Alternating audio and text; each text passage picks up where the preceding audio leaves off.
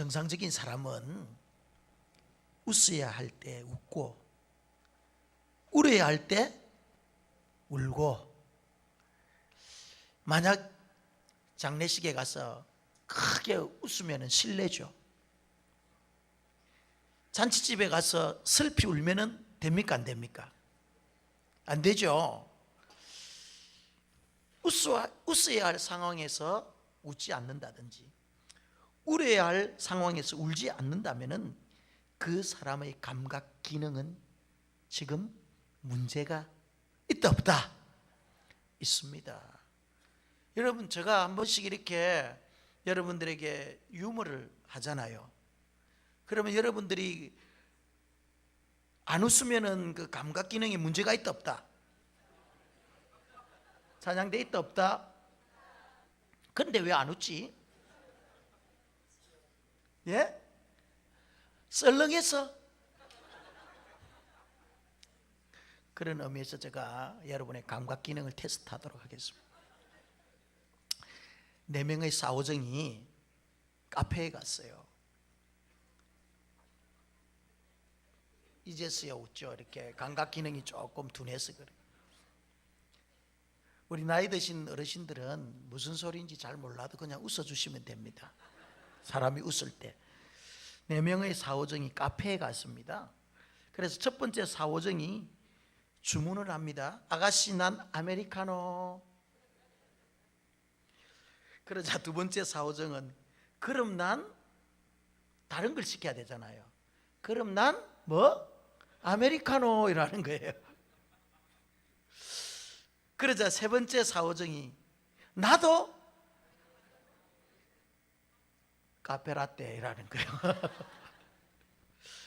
그러자 네 번째 사오정은 아가씨, 여기 마끼아또 4잔.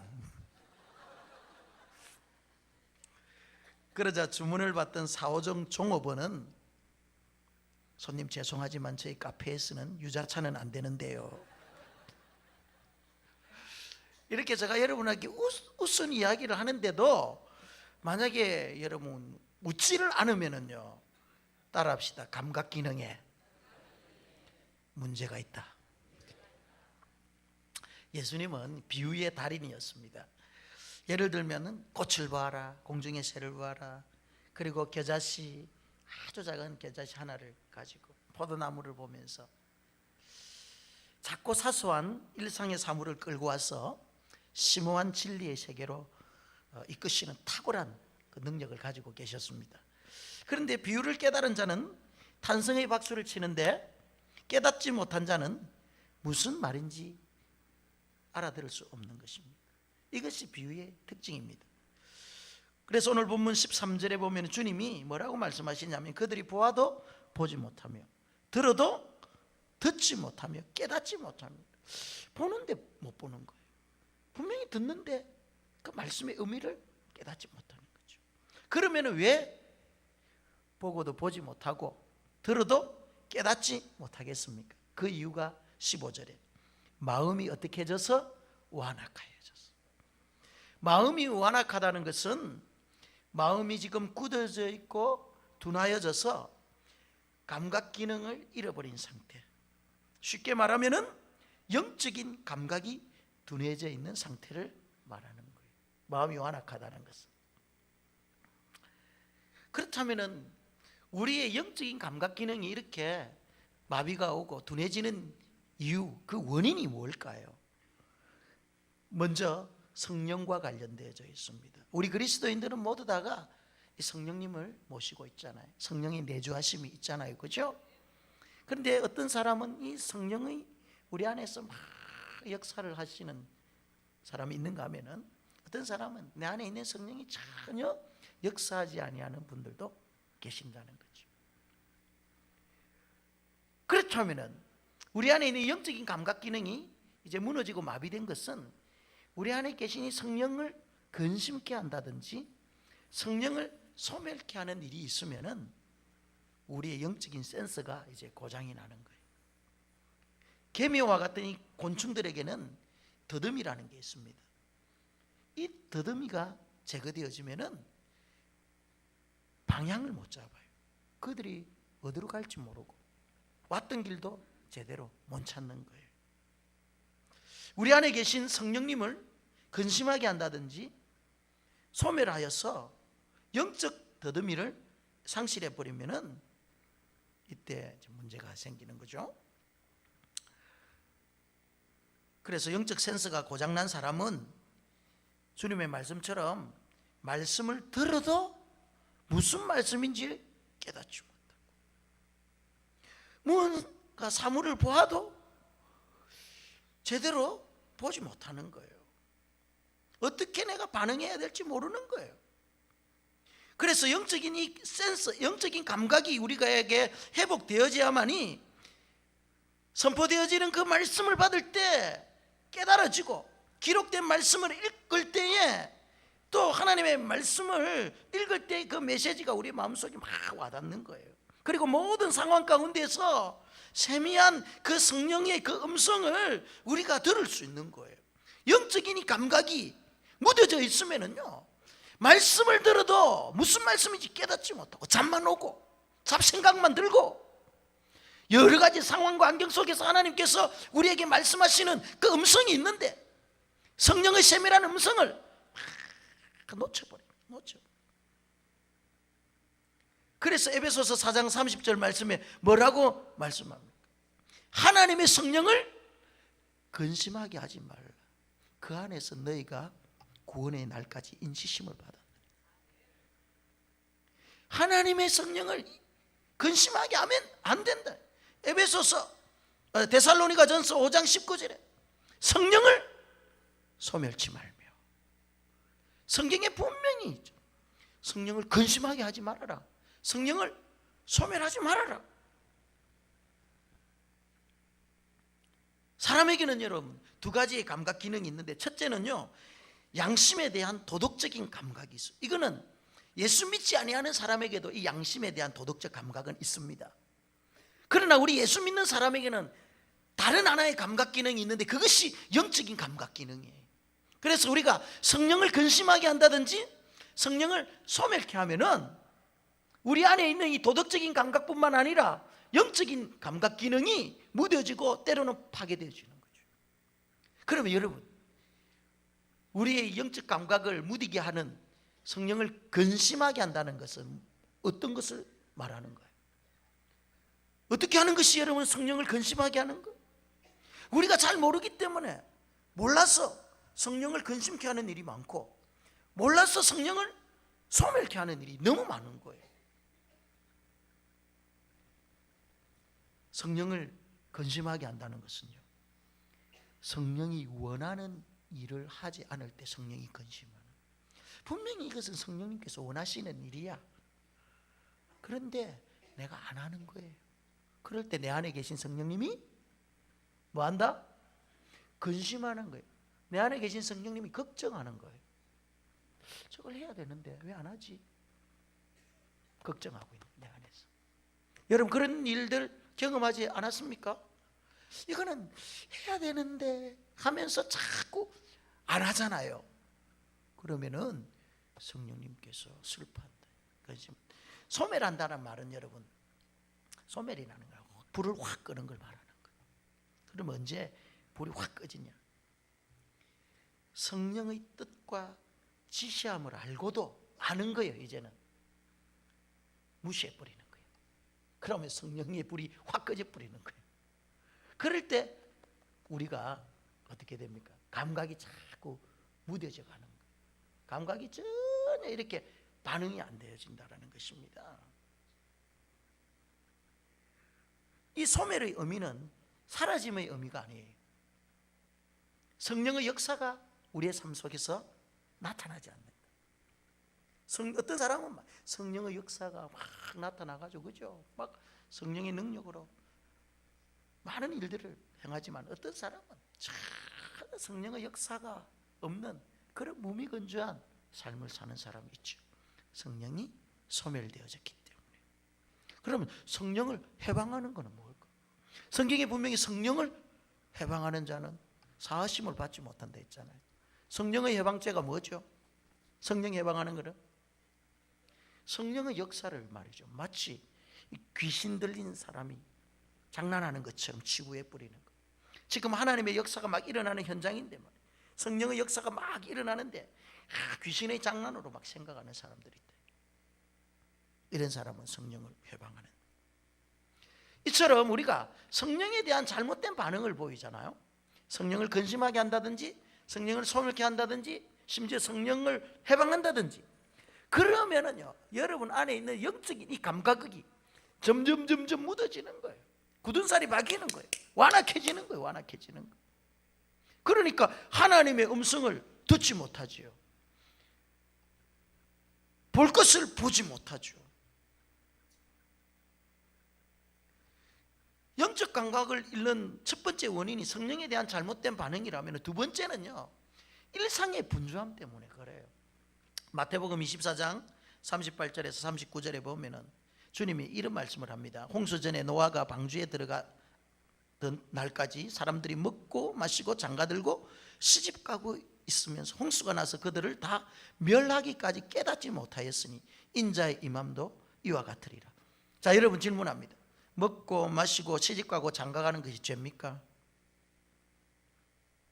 손인엽 장로님, 먹고 마시고 시집가고 장가가는 거 죄입니까? 아니죠. 진아, 시집 장가가는 거 죄가? 아니지. 그러면 왜 예수님께서 노아의 때에 시집가고 장가가고 먹고 마시는 것, 이걸 지적했냐 이 말이죠. 임박한 그 심판의 날을 경고했음에도 불구하고 그 시대의 사람들이요, 먹고 마시고 시집가고 장가가는 일상의 생활에 너무 바쁘고 분주한 거예요. 오늘날 우리가 예수를 믿으면서도 너무 세상 일에 바쁘고 분주한 거예요. 여러분, 우리가 성실하게 세상 일 하는 거, 이거는 너무너무 좋은 거, 바람직하잖아요. 우리가 세상 일 열심히 하고 성실해야 됩니다. 그래야만 우리의 생활이 안정되죠. 그런데 문제가 있는데 그것이 뭐냐는 거예요. 너무 바쁘고 너무 분주하기 때문에 하나님과의 그 관계가 이제 파괴되어지고 멀어져 가는 거예요. 하나님 앞에 예배드릴 예배 시간도 말이죠, 없는 거예요.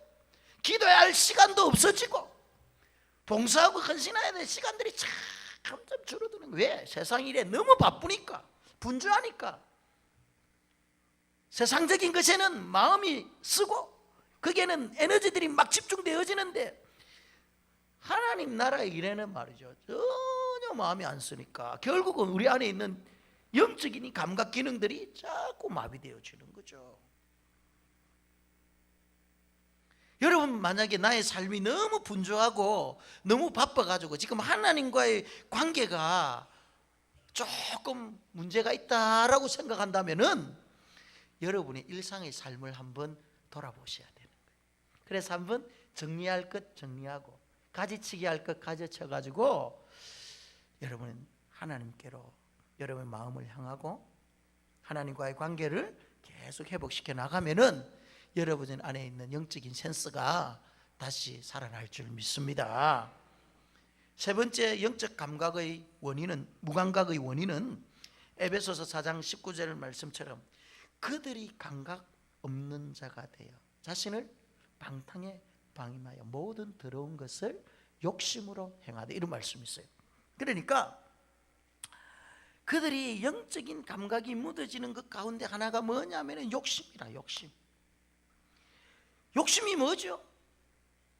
어떠한 것을 정도에 지나치게 탐내거나 누리고자 하는 그 마음이 욕심이에요. 이거는 사전적 의미예요. 그렇다면 성경적 의미는 무엇이냐는 거죠. 하나님께서 우리에게 주신 것이 있습니다. 그런데 하나님께서 주신 것에 만족하지 못하고 더 많은 것들을 가질 거려 하는 이 죄악된 본성이 욕심이에요. 욕심. 여러분, 우리에게 하나님께서 주신 것들이 얼마나 많이 있습니까? 그러면 그 주신 것에 만족을 해야 되는데 우리의 죄악된 본성은 만족하지 못하는 거예요. 그렇잖아요. 그러니까 이 욕심을 말이죠, 계속 추구하는 거예요. 성경은 그 욕심의 결과가 뭐라고 합니까? 야고보서 1장 15절에 욕심이 잉태한 즉 죄를 낳고 죄가 장성한 즉 사망을 낳고. 그러니까 이 욕심의 특징은요, 점점 자라간다라는 거예요. 조그만 욕심이 나에게 찾아왔어요. 그런데 그 욕심을 채우기 위해서 내가 막 노력해서 결국은 그 욕심을 이루었습니다. 그것으로 만족할까요? 아닙니다. 더 큰 욕심을 채우기 위해서 노력하는 거예요. 그리고 더 큰 욕심을 위해서 계속 끝없이 욕심을 채우기 위해서 우리가 달려가는 거예요. 그러다 보니까 우리 안에 있는 이 영적인 감각들이 자꾸 욕심에 의해서 파괴되어지는 거죠. 욕심이 한번 우리의 마음속에 들어오잖아요. 그러면 그것이 점점 자라가지고 말이죠, 죄를 낳고 그 죄 때문에 결국 우리가 망한다니까. 잉태된 태아들 보십시오. 처음에 뭐 임신하면은 아무 표가 안 나죠, 그죠? 그런데 욕심이 딱 잉태되잖아요. 배 안에서 이게 자란다니까. 점점 애가 자라듯이 배 안에서 점점 불러오는 거예요. 그런데 그것이 반드시 10달이 되면은요 나오는 거예요. 죄의 결과도 마찬가지고 욕심의 결과도 마찬가지.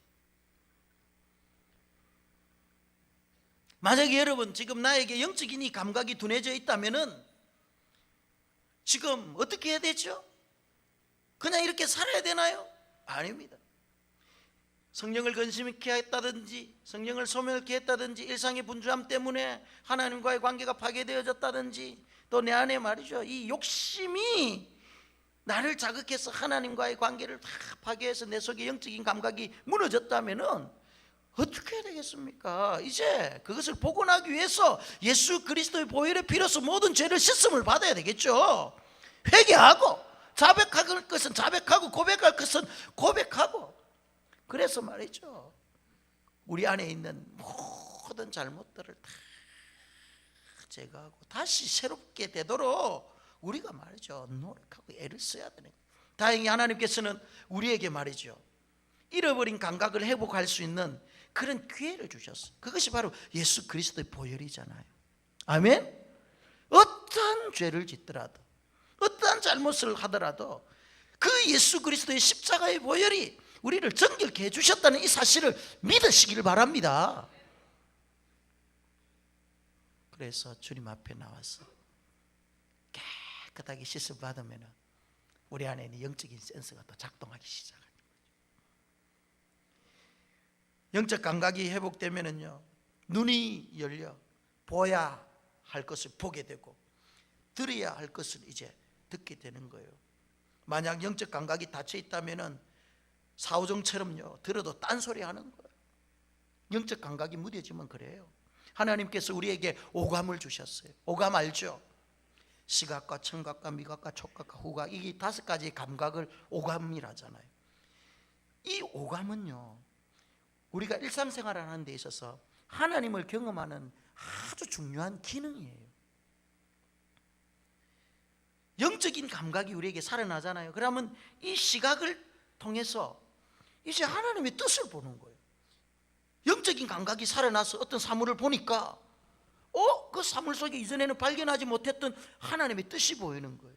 우리가 좀 전에 불렀던 주 하나님 지으신 모든 세계 내 마음속에 그리워볼 때, 하나님께서 지으신 모든 세계를 말이죠 이제 다 영적인 감각을 가지고 보니까 모든 것이 하나님의 작품인 거라. 하나님의 뜻이 보이는 거예요. 창조의 그 능력, 창조의 그 섭리가 다 보이는 거예요. 청각을 통해서 우리의 영감이 회복되어지면 들리는 모든 것들 속에서 하나님의 메시지를 들을 수 있는 거죠. 미각을 통해서 맛있는 음식을 먹을 때마다 하나님 이 맛있는 음식을 주셔서 감사합니다, 하나님 원더풀 찬양하게 되는 거죠. 후각을 통해서 꽃향기를 막 맡을 때 하나님께 감사하잖아요. 촉각을 통해서 낙심된 자의 손을 잡아줘 이렇게 줄 때 주님의 마음을 알게 되는 거예요. 그러니까 이 오감을 통해서 우리의 영감이, 내 안에 있는 영적인 감각이 회복되어지면은 어떻다는 거? 우리의 일상의 모든 것들이 이제 오감을 통해서 다 이제 하나님을 경험할 수 있는 도구가 되어진다라는 것입니다. 주께서 공중 나는 새를 보아라, 들의 백합화를 보아라, 그냥 새를 보고 그냥 꽃을 보아라 하는 것이 아니라니까요. 의미 없이 그냥 새 보고 의미 없이 들의 백합화 봐라, 그렇게 말씀하신 게 아니에요. 여러분, 새들을 잘 관찰해 보십시오. 나침판이 어디에 있어요? 내비게이션이 어디에 있어요? 그런데 멀고 먼 그 여행길을 한치의 오차도 없이 목적지까지 다 날아가잖아요. 먹이를 찾을 때도 기막힌 시력을 통해서 독특한 방법으로 먹이를 낚아챕니다. 영적 감각이 무너지면은요, 새를 보아도 꽃을 보아도 이런 것들을 통해 들려주시는 하나님의 메시지를 들을 수 없고 또 볼 수도 없는 거예요. 그냥 새는 새요, 그냥 꽃은 꽃이다. 주님께서 공중에 나는 새를 보라, 들의 백합화를 보라고 했을 때 어떠한 메시지가 있는지 여러분 알아야 되는 거예요. 영적 감각이 회복되면 그게 보인다니까, 들린다니까요. 주님께서 어떠한 의미로 그것을 말씀하셨습니까? 너의 존재가 얼마나 귀하냐는 거예요. 저 조그만 새에도 하나님께서 생명을 주시고 먹이를 찾아내는 능력도 주시고 새끼를 돌보고 번식하는 그 능력도 주지 않느냐? 하나님께서 저 새들을 다 기르지 않느냐? 솔로몬의 옷보다 더 고운 저 백합화를 봐라.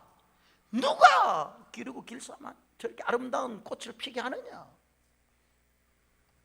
하나님이라는 거. 하나님, 하늘 아버지가 그 모든 걸 다 한다는 거예요. 그렇다면 너희들은 어떠하겠느냐 이 말 아닙니까? 그죠? 그러니까 공중의 새를 보고 들의 백합화를 보면서 우리의 영적인 감각이 회복되어지면 하나님의 그 메시지, 주님의 메시지를 우리가 깨달을 수 있다라니까요. 여러분, 우리는 공중의 새들과 들에 핀 꽃들의 향기와 비교할 수 없는 존귀한 자임을 여러분 믿으시기를 바랍니다. 주님께서 우리에게 그렇게 말씀하잖아요. 왜 그렇습니까? 하나밖에 없는 독생자 예수 그리스도를 나를 위해서 지금 내주실 만큼 우리를 사랑하셨잖아요. 그죠? 자기의 소중한 것을 얼마만큼 희생하느냐에 따라서 우리에 대한 사랑이 더 커지잖아요. 하나님께서 하나밖에 없는 독생자 예수 그리스도를 우리에게 주심으로 말미암아 하나님에 대한 그 사랑, 우리에 대한 그 사랑을 보여주셨잖아요. 얼마만큼 그래 너희들이 소중하냐, 존귀하냐는 거예요. 그렇다면 한 발자국 더 나가서 이렇게 귀한 너희들을 하늘 아버지께서 하늘 자식들에게 먹이고 입히고 보호하지 않겠느냐? 당연히 보호해준다. 그러므로 결론이 뭐예요? 염려하지 말아라 제발 좀. 왜 그렇게 하나님의 자녀들이 염려하느냐? 들에 핀 백합화도 하나님께서 다 책임져주고 나는 새 한 마리도 막 그냥 떨어지는 법이 없는 하나님께서 다 그렇게 해주는데 왜 그렇게 하나님께서 너희들을 그렇게 존귀하게 여기고 그렇게 사랑하는 너희들이 이 땅 살아가는데 왜 그래 염려 많이 하노? 그래서 염려하지 말고 오늘 염려할 것을 어떻게 하라? 내일로 맡기. 내일이라는 놈이 있어요. 우리의 염려는요, 내일이라는 놈에게 맡기라는 거예요. 그러면 내일이라는 놈이 그 염려 다 한다니까요. 왜 자꾸 내가 염려하려고? 염려하는 것은 내일이라는 놈이 하는 거야. 주님의 메시지가 이거예요. 영적인 감각이 우리에게 복원되어지면 말씀을 통해 들려주시는 이 메시지가 이제 들리기 시작하고 성령의 세밀한 음성이 이제 들리기 시작하고 모든 상황 가운데에서 펼쳐지는 그 일들에서 하나님의 음성을 막 듣는 거예요. 영적인 감각이 복원되어질 때 그렇다는 거예요. 그럴 때 하나님의 뜻을 분별하고 그 말씀대로 순종하고 믿음으로 반응하고 살면은 하나님께서 그때부터 우리를 계속 하나님의 능력의 도구로 사용하시는 거죠. 이런 말이 있습니다. 익숙한 것이 낯설어질 때까지 응시하는 법을 배우라. 익숙한 것들이 얼마나 많이 있습니까? 그런데 어느 순간 그게 낯설어 보일 때가 있어요. 무슨 말입니까? 영적인 감각이 살아나면은 스쳐 지나가는 것에도 하나님의 새로운 메시지를 들을 수 있는 거예요. 스쳐 지나가는 어느 순간 항상 대하던 것들이 어느 순간 그것이 새롭게 다가오는 거예요. 어떤 목사님이 사모님과 함께 아프리카를 방문했어요. 그곳의 환경은 너무 척박하고 너무 더워가지고 막 너무 힘들었다는 거예요. 그래서 그곳에서 생활하시고 선교하시는 선교사님이 그렇게 대단해 보이더라고요. 어느 날 저녁 노을이 딱 질 때 말이죠, 이제 미세한 바람이 싹 불어오더라는 거예요. 그러자 선교사님의 아내가 이런 말을 했대. 목사님, 한번 느껴보세요. 저는 이 바람에 빠져가지고 이 바람의 매력을 느껴가지고 저는 이 아프리카에 선교하며 살고 있어요. 영적인 감각이 살아있으니까 바람을 바람으로 그냥 느끼지 않고 주님의 손길이 자신의 뺨을 어루만지는 것으로 느끼는 거예요. 이것이 그들을 아프리카에 살게 하는 힘이라는 거예요. 자연은 끊임없이 하나님이 누구신지를 드러냅니다. 하나님이 누구신지를 알면 내가 누군지를 알게 되어 있어요. 그분의 음성이 들려오면은요, 성경에 나오는 시편의 기자들처럼 창조 세계 안에서 하나님의 신비 속에서 함께 친밀함을 나누었던 그 영적인 감각, 영성을 회복할 수 있다는 거예요. 여러분, 우리가 볼 것을 보지 못하고 느낄 것을 느끼지 못한다면 이것은 참으로 불행한 일입니다. 영적 감각의 복원, 이것이 복원되지 않으면요, 눈에 보이는 현실에만 우리가 몰두하면서 살 가능성이 높습니다. 천박한 육신의 만족을 위해서 영혼의 만족을 잃어버릴 때가 너무너무 많다라는 거예요. 그래서 골로새서 3장 1절 2절 말씀에 뭐라고 말합니까? 그러면 너희가 그리스도와 함께 다시 살리심을 받았다면 위의 것을 찾아라. 거기는 그리스도께서 하나님 우편에 앉아 계시니 위의 것을 생각하고 땅의 것을 생각하지 말아라. 그러니까 우리가 말이죠, 영적인 감각이 복원되지 아니하면은 항상 우리는 이 세상의 분주한 일들 때문에 땅의 것들에 우리의 시각을 고정하면서 살아갈 수밖에 없는 그런 존재가 되는 거예요. 그러나 영적인 감각이 복원되는 순간부터 우리의 눈이 말이죠, 하늘을 향하게 되는 거예요. 아버지의 뜻이 무엇인지를 알고 그분의 뜻을 이루어드리고자 하는 그러한 불타는 열정으로 우리가 삶이 이제 변화되어지는 거잖아요. 그래서 우리 안에 있는 영적 감각이 회복되어지는 것입니다. 땅의 것만 추구하면은요, 마치 아브라함의 조카 롯과 같은 그런 인생을 사는 거예요. 아브라함의 조카 롯은요, 눈앞에 좋은 것만 쫓았던 사람이었습니다. 현실의 만족만을 추구했습니다. 눈에 보이는 그 소알 땅의 그 기름진 그 목초지, 그 좋은 땅 평야를 그는 바라보고 눈에 좋은 것만 보고 선택했을 때 그의 결과는 좋지 않았습니다. 그러나 아브라함은요, 안 그랬습니다. 보이지는 않지만 하나님의 신실한 약속의 말씀을 믿고 믿음의 눈으로 동서남북을 바라봤을 때 그가 바라본 땅, 그가 밟는 모든 땅은 그의 땅이 되었던 거죠. 믿음의 조상이 되었던 거죠. 왜 영적 감각이 살아나야 됩니까? 일상의 모든 일에서 하나님을 향한 건강한 반응을 이제 일으키기 위함이에요. 우리의 모든 삶 속에서요, 하나님에 대한 반응이 이제 일어나는 거죠. 새를 보고도, 꽃을 보고도, 라면 한 그릇을 먹더라도 이제 식탁 앞에서 완전히 태도가 달라지는 거예요. 영적인 감격이 살아나면 하나님을 향한 탄성이 나온다니까요. 이것이 예배예요, 여러분. 여러분, 지나가다가 그 아름다운 광경을 바라보면서 야, 하나님 어떻게 이렇게 멋지게 만드셨나요? 하나님을 향한 이 탄성이 뭐다? 예배라니까요. 아멘? 그런데 어떤 사람은 그 아름다운 광경을 보고도 그냥 넘어가는 사람이 있잖아요. 감각이 무뎌지. 어느 남편이 말이죠, 아내에게 반찬 투정하는 거예요. 영적인 감각이 여러분 복원되어지면 반찬 투정한다 안 한다? 지금 오늘 반찬 투정하고 온 사람들 몇 사람 있죠? 그러니까 영적인 감각이 복원되면 반찬 투정하나. 그런데 이 남편은 아내에게 투정. 이것이 국이야 찌개야. 아내 왈, 물이 많다고 생각하시면 국으로 드시고 물이 적다고 생각하면 찌개로 드세요. 라면을 먹더라도 감각이 복원되면은요, 예? 라면이 잔치상이라니까요. 그 멸치 한 마리에서 생명력을 본다니까. 이야, 이 작은 것이 하나님 생명을 주셔. 왜 우리의 신앙에 무기력함이 찾아옵니까? 감각 기능에 문제가 생겼기 때문에 그렇습니다. 육신의 정욕, 분주한 일상, 성령에 대한 잘못된 반응들, 멈추지 못하는 우리의 욕심, 땅의 끝만을 추구하는 그런 삶을 살다 보니까 정작 우리 안에 있는 이 영적인 감각을 잃어버린 거죠. 그러니까 무미건조한 신앙생활을 하게 되는 것입니다. 여러분, 무너진 감각을 회복하시기를 주님의 이름으로 축원합니다. 그러면 평범한 일상이 이제 비범한 일상이 되는 거예요. 크로노스의 시간들, 여러분들이 살고 있는 이 그냥 하루, 이틀, 사흘, 이 평범한 시간이 이제는 변하여서 카이로스의 시간으로 전환되어져 버린다니까요. 똑같은 시간과 공간 안에 살면서도 완전히 다른 차원의 그 삶을 산다니까요. 본문 16절에 보면 너희 눈은 봄으로 너희 귀는 들음으로 복이 있도다. 복이 여러분 다른 것이 아닙니다.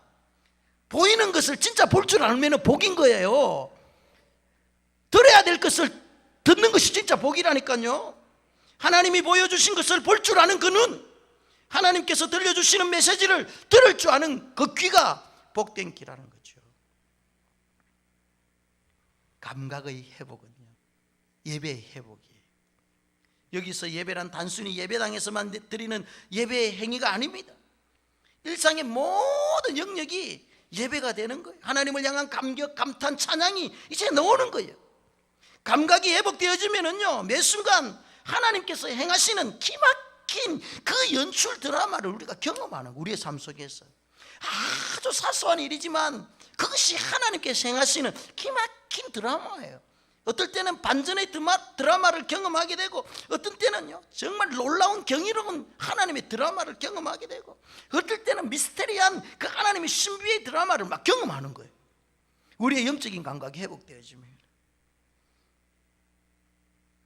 이것들을 경험할 때 성도 안에 진정한 기쁨, 평강, 만족, 행복 이런 게 이제 막 여러분, 하나님을 경험한 사람들은요 기쁨이 있고 만족이 있을 줄 믿습니다. 그것은 다른 게 아니에요. 하나님께서 우리에게 주신 이 오감을 통해서, 거기에다가 우리 안에 있는 영적인 감각을 통해서 그 하나님의 일들을 사소한 데서부터 경험할 때 우리 삶 속에 진정한 기쁨과 행복과 만족이 있을 줄 믿습니다.